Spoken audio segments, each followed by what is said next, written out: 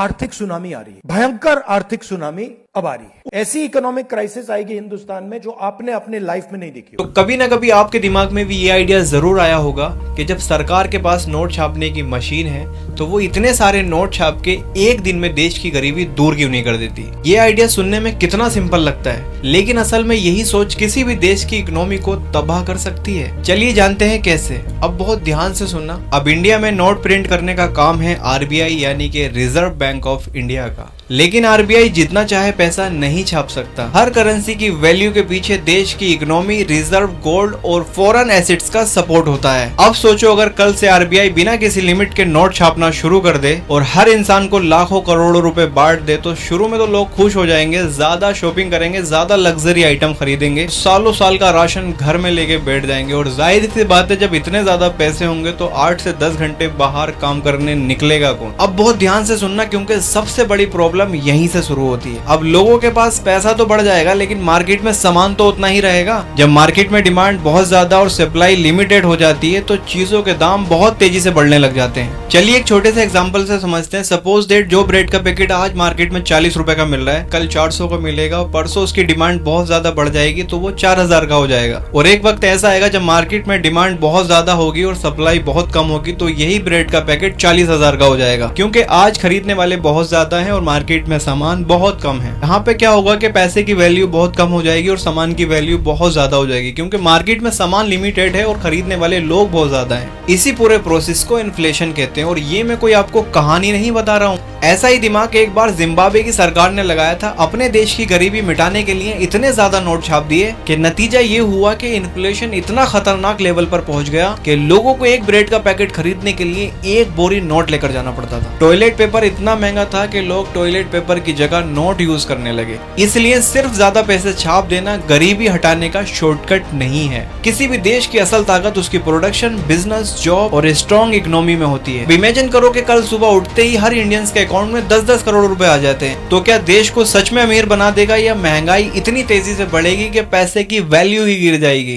क्योंकि 10 करोड़ आने के बाद इस गर्मी में काम तो कोई करेगा नहीं। बाकी आप लोग क्या सोचते हैं इस बारे में अपनी राय कमेंट्स में जरूर दें। ऐसे और वीडियो के लिए हमारे पेज को फॉलो जरूर कर लें।